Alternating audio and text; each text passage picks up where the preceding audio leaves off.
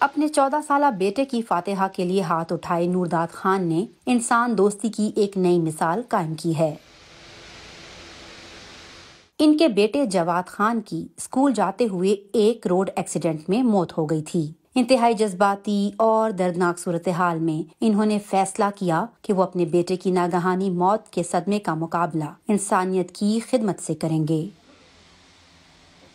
میں نے سوچا کہ بھائی اب میرا بیٹا تو اب مر گیا ہے، لیکن دنیا میں ہزاروں بیٹے اور ایسے ہیں، لوگوں کو بہت مسئلہ ہے، تکلیف ہے، اپنے بچوں کا علاج نہیں کر سکتے یا اعضاء نہیں ملتے اس کو۔ میں نے یہ فیصلہ کر دیا کہ اس کا جو اعضاء ہے لوگوں میں بانٹ کر اس کو دنیا میں فرسٹ پوزیشن پر لے آئے۔ اس کا یہ خواہش تھا، کیونکہ پچھلی مرتبہ یہ ایگزام میں سیکنڈ پوزیشن پر آیا تھا، مجھے بول رہا تھا کہ ابو جی اس اگلی سال میں فرسٹ پوزیشن پر آؤں گا۔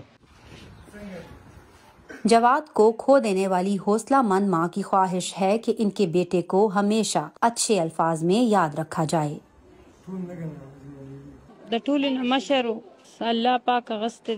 میرا سب سے بڑا بیٹا تھا، اللہ نے دیا اور واپس لے لیا۔ اللہ پاک یہ قربانی قبول فرمائے، وہ مسلمانوں کے اور لوگوں کے دلوں اور دعاؤں میں زندہ رہے۔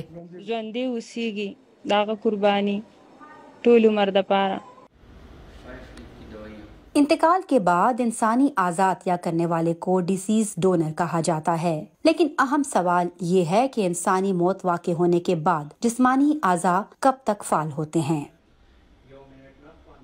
برین ڈیڈ میں اس طرح ہوتا ہے کہ اس کا دماغ وغیرہ کام وہ نہیں کرتا، اس نے کام چھوڑا، لیکن اس کا دل کام کرتا ہے، اور اس کی وجہ سے جو آرگنز ہم لیتے ہیں ان میں بلڈ فلو رہتا ہے۔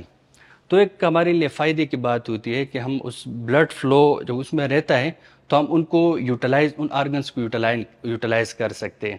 جب انہوں نے ہمیں کنسنٹ دے دیا کہ آپ آرگنز لے سکتے ہیں، تو ہم اور بھی ویجیلنٹ ہو گئے کہ ابھی اس کا بی پی ڈراپ نہیں ہونا چاہیے اور اس کو سٹیبل ہونا چاہیے۔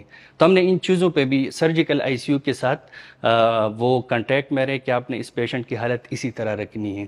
تو یہ جیسے میں نے کہا کہ ہم نے 2 برین ڈیڈ ڈکلیریشن کر لیے، 6 hours apart بائی رولز، اور اس میں دونوں ان کے جو کرائٹیریا تھے اس پہ پورا اتر رہا تھا کہ یہ برین ڈیڈ پیشنٹ ہے اور یہ ڈیسیزڈ آرگن ڈونیشن کے لیے لیگل ہے اور کر سکتا ہے، ڈونیٹ کر سکتا ہے۔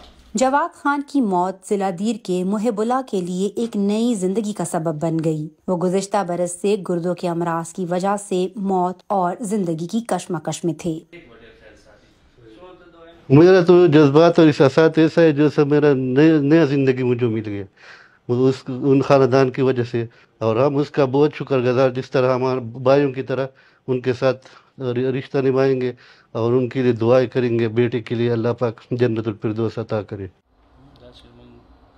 جواد کے والدین کی جانب سے اس کے اعضاء عطیہ کرنے کے انسانی ہمدردی کے فیصلے نے محب اللہ کے گھر والوں میں بھی ایک نیا جذبہ پیدا کر دیا ہے۔ ہمارا کڈنی جو تھا وہ ہمارے والد کے ساتھ میچ نہیں کرتا تھا۔ اگر ہماری ضرورت کسی دوسرے کو پڑ جائے اور ہمارے ساتھ ایسا حادثہ ہو جائے تو میں بھی اپنے اعضاء انشاءاللہ ڈونیٹ کروں گا تاکہ دوسروں کے کام آ جائے۔ انسانیت کی خدمت کا ایک نیا راستہ دکھانے والے جواد کے خاندان کا کہنا ہے کہ وہ آرگن ڈونیشن کے حوالے سے اپنے ارد گرد کے لوگوں کی سوچ بدلنے کے خواہاں ہیں۔ اس کے علاوہ جواد خان کے والد اور ان کے دادا نے موت کے بعد اپنے اعضاء عطیہ کرنے کی وصیت کر دی ہے۔